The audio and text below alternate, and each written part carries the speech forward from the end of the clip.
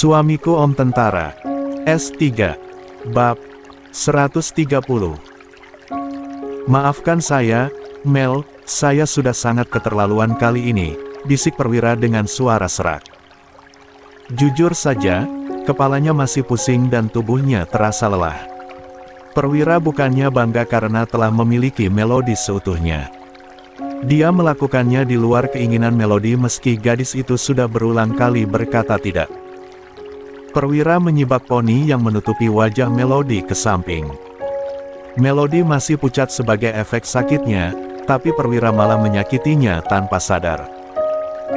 Seandainya Melody tidak memprovokasinya dan menyebut pria lain dalam pertengkaran mereka, pasti semuanya tidak akan berakhir seperti ini. Tapi, apa yang harus saya lakukan, Mel? Saya tahu ini salah saya dan tidak seharusnya saya membela diri, tapi kamu bukan seperti Melody yang saya kenal. Terkadang saya merindukan sikap kamu yang dulu. Polos, lugu. Tapi, saya sudah kehilangan semua itu. Saya benar-benar menyesali perbuatan saya sama kamu dan sekarang saya menghadapi konsekuensinya. Perwira memejamkan matanya dan mengusap pipi gadis itu. Melody terlihat tenang dalam tidurnya, sama sekali berbeda dengan gadis yang menatapnya dengan permusuhan sore tadi. Perwira ingin sekali memeluk Melody dan meminta maaf, tetapi rasanya dia tidak berhak untuk melakukan itu. Perwira mendekatkan bibirnya ke telinga Melody lalu berbisik pelan. Saya mencintai kamu, Mel. Percaya atau tidak, itulah yang saya rasakan saat ini. Itu sebabnya saya tidak ingin melepaskan kamu. Karena hati saya sudah kamu miliki, Melody. Tidak ada balasan. Melody masih terlelap dalam tidur panjangnya. Perwira tersenyum kecut. Sayangnya, ungkapan cintanya itu sia-sia karena Melody tidak bisa mendengar apa yang dia ucapkan. Keesokan harinya, Melody terbangun dengan badan berdenyut-denyut. Persendiannya seakan dipatahkan dan tulangnya remuk. Melody melihat ke tempat kosong di sebelahnya, sepertinya Perwira sudah bangun lebih awal. Hal pertama yang Melody ingat saat membuka mata adalah kejadian semalam. Melody meletakkan satu lengan di atas dahinya dan mengembuskan napas panjang. Apa sih yang Om pikirin sampai dia kelewatan gitu? Padahal udah jelas aku nolak ngelakuin itu. Bagaimanapun, nasi sudah menjadi bubur. Melody tidak bisa memutar waktu untuk menghindari adegan itu. Melody memutuskan untuk bangun. Pakaiannya sudah tertata rapi di nakas sehingga Melody tinggal memakainya. Samar-samar Melody bisa mencium aroma sedap yang datang dari dapur. Biasanya memang Melody yang bertugas di dapur. Melody sudah terbiasa memasak selesai salat subuh dan membuat sarapan untuk mereka berdua. Namun, ada yang berbeda hari ini. Setelah Melody pulang dari rumah sakit, tampaknya Perwira berinisiatif bergelut dengan peralatan dapur.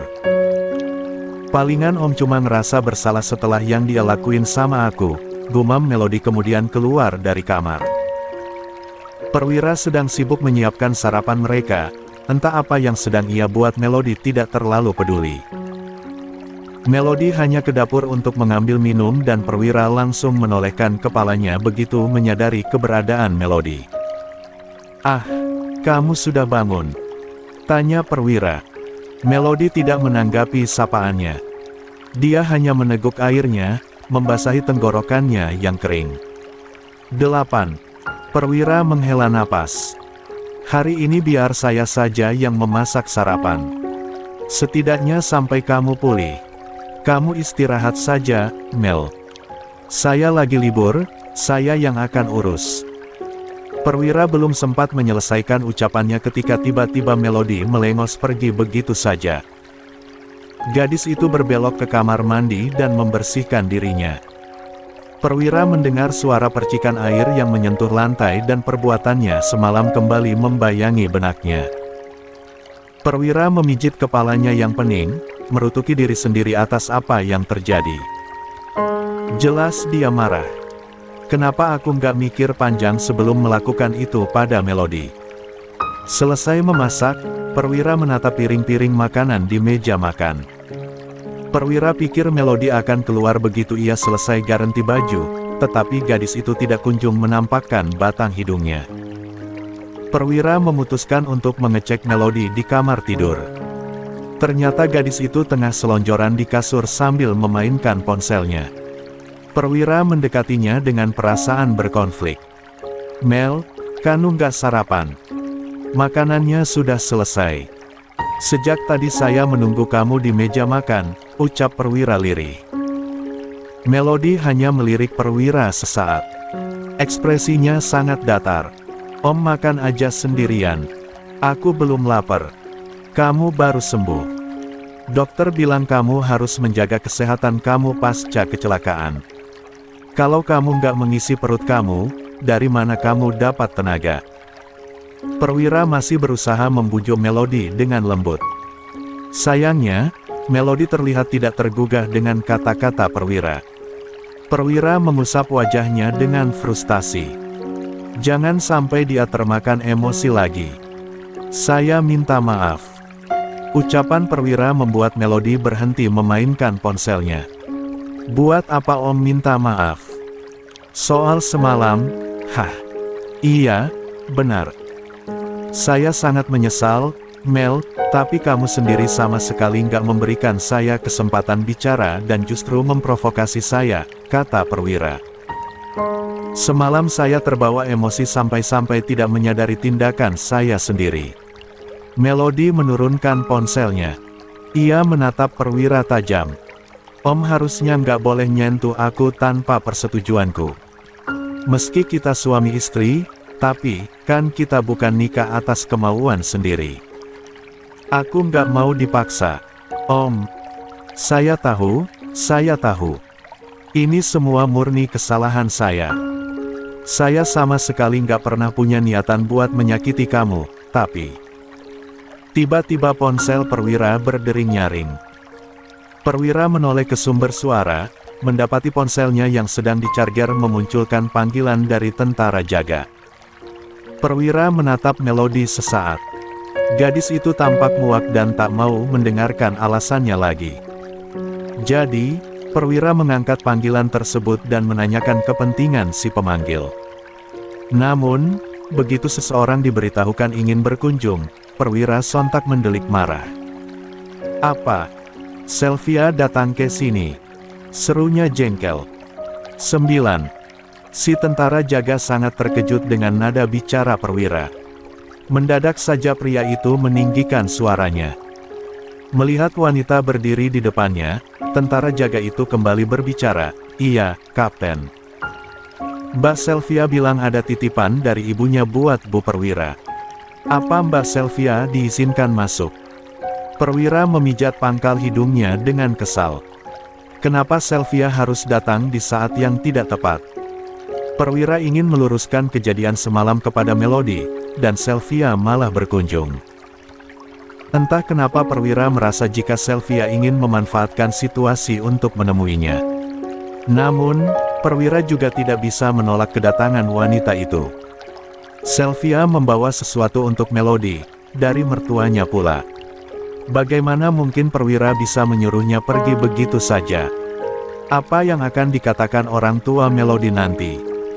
"Ya sudah, biarkan dia masuk," ucap Perwira kemudian langsung mematikan panggilan tersebut.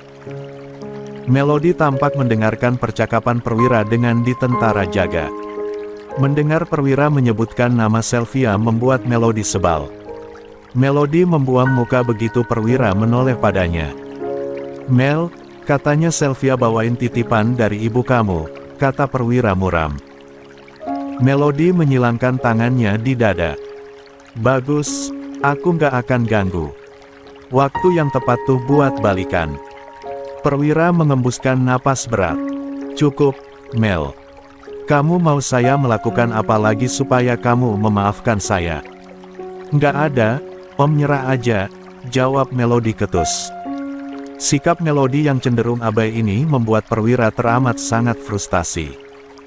"Melody, sudah berapa kali saya tekankan sama kamu kalau saya nggak punya perasaan lagi sama Sylvia, Kenapa kamu nggak bisa percaya sekali aja sama saya? Kalau kamu butuh bukti, katakan aja, Mel. Saya akan melakukan apapun buat kamu asal bukan cerai. Perwira berkata dengan putus asa. Melody menatap lurus keluar jendela tanpa mau berbicara dengan Perwira lagi, seakan dia benar-benar membungkam Perwira dari hidupnya. Perwira hendak mengatakan sesuatu untuk meyakinkan Melody, tetapi suara Sylvia terdengar dari pintu depan. Assalamualaikum. Perwira memejamkan matanya rapat-rapat. Sungguh mengganggu.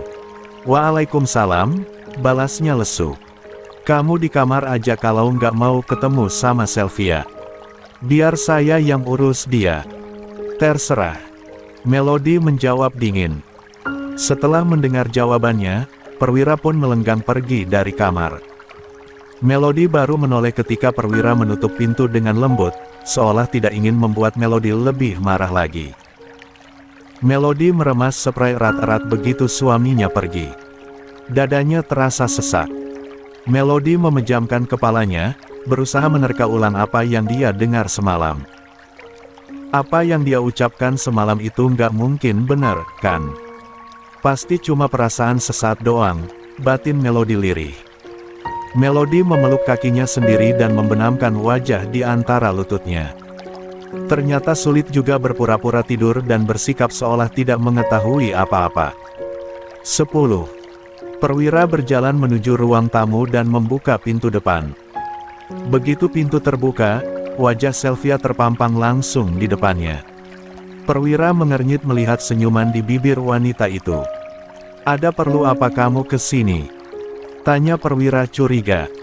Sylvia melongokkan kepalanya ke dalam, pura-pura mencari Melody. Mana Melody? Kok aku nggak lihat dia? Dia sedang istirahat di kamar. Sylvia, aku tanya sekali lagi, mau perlu apa kamu ke sini? Kali ini Perwira bertanya dengan penuh penekanan. Sebenarnya pria sudah tahu tujuan kedatangan Sylvia ke sini dari tentara jaga tadi, tapi yang Perwira maksud adalah motif terselubung Sylvia. Wanita itu sangat membenci Melody karena pernikahannya dan insiden keguguran itu. Perwira harus memastikan Sylvia tidak datang dengan niat buruk. Sylvia berdecak kecil. Ini, ibu buatin makanan kesukaan Melody. Aku diminta mengantar makanan ini sekalian lihat keadaannya Melody. Ayah sama ibu semalaman gak bisa tidur sejak Melody keluar dari rumah sakit, kata Sylvia sembari mengangkat tas berisi kotak makan di tangannya. Perwira memicingkan matanya curiga, tetapi dia mengambil tas itu dari tangan Sylvia. Terima kasih.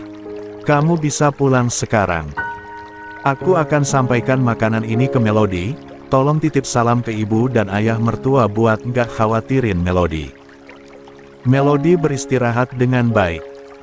Ketika Perwira hendak menutup pintu rumahnya, tiba-tiba Sylvia menahannya dan maju ke depan. Wanita itu bersikeras untuk berbicara dengan Perwira bagaimanapun caranya. Udah begitu saja. Perwira, aku baru aja datang loh. Jauh-jauh ke sini. Minimal kasih jamuan apa begitu, kamu bahkan gak kasih aku masuk. Perwira mengatupkan bibirnya rapat-rapat. Sudah dia duga Sylvia memiliki tujuan lain. Keperluanmu sudah selesai, Sel. Silakan pulang. Kita udah nggak ada urusannya lagi. Perwira, kamu serius mau abaikan aku kayak gini? Aku masih sakit pasca keguguran, tapi kamu bahkan nggak sedikit pun peduli sama aku. Setelah beberapa kali percobaan, Sylvia akhirnya berhasil masuk. Kekesalan Perwira memuncak. Dia benar-benar tak ingin menciptakan kehebohan di rumahnya dan mengundang banyak perhatian. Perwira akan malu setengah mati jika seseorang menyaksikan perdebatan mereka ini. Kamu sadar nggak Sel kalau tindakan kamu ini hanya mempermalukan diri kamu sendiri? Sekarang aku ini adik ipar kamu, Sel, suami adik kamu. Nggak pantas kamu masih mendekati aku kayak gini. Perwira, please, aku tahu kamu masih cinta aku, kan? Suara Sylvia mulai bergetar. Ekspresinya terlihat memohon. Berulang kali Perwira mendorongnya keluar, tetapi Sylvia berpegangan pada sisi pintu dengan kuat. Perwira tidak percaya Sylvia memiliki tenaga sebesar ini. Akui saja, Perwira. Kita bukan kenalan kemarin. Kita udah pacaran bertahun-tahun dan sekarang kamu cepat banget move on dari aku. Sama adik aku yang dinikahkan secara paksa. Perasaanku sama kamu udah nggak sama lagi. Kenapa kamu masih denial? Hah? Apa penjelasanku nggak cukup buat bikin kamu sadar? Bentak Perwira tak sabaran. Nggak, aku nggak percaya. Sylvia menggeleng keras. Perasaan kamu cuma ketutupan sama rasa kecewa, aku tahu itu. Tapi, aku janji akan berubah, Perwira. Kasih aku kesempatan, please. Pergi. Perwira sudah tidak bisa mentolerir sikap keras kepala Sylvia lagi. Dia mendorong bahu Sylvia lebih kuat hingga wanita itu keluar dari pintu rumahnya. Perwira menarik napas dalam-dalam kemudian mencengkeram gagang. 11. Pintu dengan kuat.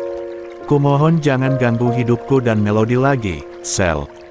Kita bukan siapa-siapa lagi sekarang. Ingat itu. Perwira, tunggu. Brak. Perwira langsung menutup pintu dan menguncinya dari dalam. Selama beberapa saat, Sylvia terdengar mengetuk pintu rumahnya sebelum memutuskan untuk pulang. Perwira mendesah lega. Setidaknya tidak ada gangguan lagi sekarang. Perwira memperhatikan tas makanan di tangannya kemudian bergumam kepada dirinya sendiri, sebaiknya saya siapkan makanan ibunya saja buat Melody sarapan. Siapa tahu dia mau makan. Sementara itu, sejak tadi Melody mendengarkan pertengkaran kecil Perwira dengan Sylvia. Perwira bahkan mengusir dengan tegas dan entah mengapa hal itu justru membuat hati Melody berbunga. Melody menggigit bibirnya sambil memejamkan kelopak matanya. Haruskah dia memberi Perwira kesempatan sekali lagi? Kemudian Melody mendengar suara langkah Perwira mendekati kamar. Melody segera berpindah ke kasur lagi dan berakting sedang memainkan ponselnya. Mel, ibu kamu bawain ayam lengkuas sama telur kecap. Ada buah-buahan juga di kotak bekalnya. Kamu mau saya siapkan buat kamu? Tanya Perwira yang masih belum menyerah membujuk Melody makan. Melody melirik Perwira sekilas. Hatinya jadi berkonflik karena itu masakan ibunya. Apalagi ayam lengkuas itu adalah salah satu makanan favoritnya. Masakan apapun yang berhubungan dengan ayam tidak pernah bisa Melody tolak. Aku makan nanti saja, Om. Aku udah bilang, aku belum lapar. Perwira menatap Melody khawatir. Kali ini saya akan membiarkan kamu menunda sarapan, tapi nanti kamu harus benar-benar makan makanan itu. Tolong, Mel, ini semua demi kesehatan dan pemulihan kamu sendiri. Iya, Om. Jangan bawel deh. Aku pasti makan kok, cuma nggak sekarang, balas Melody kesal. Kini Perwira hanya bisa menganggukkan kepalanya sambil mengamati Melody yang duduk memunggunginya. Rasanya Perwira mulai merasa lelah. Keesokan harinya, Perwira berangkat kerja seperti biasa. Sesungguhnya Perwira tidak ingin meninggalkan Melody karena baru beberapa hari Melody keluar dari rumah sakit. Perwira khawatir sesuatu terjadi kepada Melody selagi dirinya tidak ada. Namun, Perwira juga sadar diri. Jika dia semakin mengganggu Melody, maka gadis itu akan terus mengabaikannya. Kapten, boleh saya duduk di sini? Kebetulan tempatnya kosong, seorang rekan tentara Perwira menghampirinya ketika duduk sendirian di kantin batalion. Perwira hanya tersenyum kecil dan bergeser sedikit untuk memberinya tempat. Rekannya itu duduk di sampingnya dan meletakkan makanannya di meja. Terima kasih, Cap. Iya, sama-sama. Tempat umum juga, balas Perwira pelan. Rekan Perwira memperhatikan ekspresi Perwira yang tampak muram. Tidak biasanya Perwira memasang wajah seperti itu di tempat kerja. Paling sering pria itu terlihat dengan wajah datar dan hanya ramah di saat-saat tertentu saja. Rekannya memang mendengar berita kecelakaan yang menimpa istri sang kapten. Jangan-jangan ada hubungannya dengan kecelakaan itu. 12. Kapten, kok murung terus? Makanannya belum disentuh lagi. Lagi ada masalah? Tanya rekan perwira. Kalau ada masalah, saya bisa jadi pendengar kapten. Ya, biar bahu kapten lebih enteng istilahnya. Perwira menatap makanannya lalu rekannya itu dengan ragu. Sejak tadi dia hanya melirik daging di piring tanpa minat. Memang ada sedikit masalah, tapi saya baik-baik saja. Kalau kapten baik-baik saja sih, harusnya makanannya sudah habis, ya. Saya nggak bermaksud lancang. Anggap aja ini obrolan sesama pria. Setelah berpikir selama beberapa saat, akhirnya perwira memutuskan untuk menceritakan kegundahannya. Istri saya sedang merajuk. Saya bikin dia kecewa, kata perwira muram. Rekan perwira nanggut-manggut. Syukurlah istri perwira sudah keluar dari rumah sakit, tapi sepertinya rumah tangga mereka sedang diterpa masalah. Kalau perempuan lagi ngambek itu emang agak susah buat naklukinnya, Cap. Iya, begitulah. Saya sudah berusaha meminta maaf dan memperbaiki keadaan, tapi dia tetap mendiamkan saya. Kapten udah coba ajak istri kapten jalan-jalan keluar. Siapa tahu beliau merasa suntuk di rumah. Perwira tersenyum kecut. Jangankan jalan-jalan, makan saja harus dibujuk. Kalau begitu harus beda dong, Cap. Misal diajak honeymoon begitu.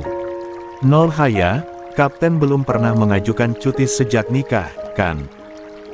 Honeymoon. Kedengarannya menarik.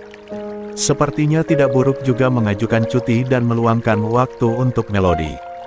Sekalian untuk menebus kesalahannya dan memperbaiki hubungan mereka. Perwira meremas pundak rekannya itu, mengucapkan terima kasih. Namun, mau tak mau perwira jadi gugup sendiri. Bagaimana jika Melody justru menolak ajakanku? Batin perwira. 13. Perwira mempertimbangkan saran rekannya itu dengan matang. Sepanjang sisa harinya bekerja, perwira sibuk menyusun kata-kata yang tepat untuk disampaikan kepada Melody. Perwira bahkan sampai berlatih berbicara dan menyiapkan setiap balasan dari reaksi Melody nanti. Yang jelas, perwira belum ingin menyerah. Mungkin saran rekannya adalah jalan terakhir bagi perwira untuk memenangkan hati Melody. Jika perwira gagal, perwira tidak tahu harus melakukan apa lagi. Sepulang kerja, perwira membuka pintu dan mengucapkan salam. Melody membalasnya tanpa menatap perwira. Matanya lebih fokus pada layar televisi daripada suaminya yang baru datang. Tidak seperti dulu, Melody bahkan tidak menghampiri perwira dan bersaliman dengannya. Perwira jadi merasa ada yang kurang setiap kali dia pulang ke rumah. Saya belikan camilan buat kamu di jalan pulang tadi, ucap perwira sambil meletakkan kresek makanan di depan Melody. Namun, jangankan melirik, menoleh pada perwira saja Melody tidak. Perwira mengembuskan napas, mencoba bersabar menghadapi sikap dingin istrinya. Kamu sudah makan belum? Saya taruh lauk tadi pagi di kulkas. Kamu tinggal hangatkan kalau mau makan. Udah, jawab Melody cuek. Selanjutnya, gadis itu kembali mendiamkan perwira. Perwira memutuskan untuk duduk di samping Melody, hanya untuk mendapati gadis itu bergeser menjauh darinya. Perwira mulai kesal, kenapa Melody tidak bisa menatapnya lagi. Karena sudah tidak tahan diacuhkan, perwira pun menggapai bahu Melody dan memutar gadis itu supaya menghadapnya. Lihat saya, Mel. Saya lagi bicara sama kamu, ucap perwira tegas.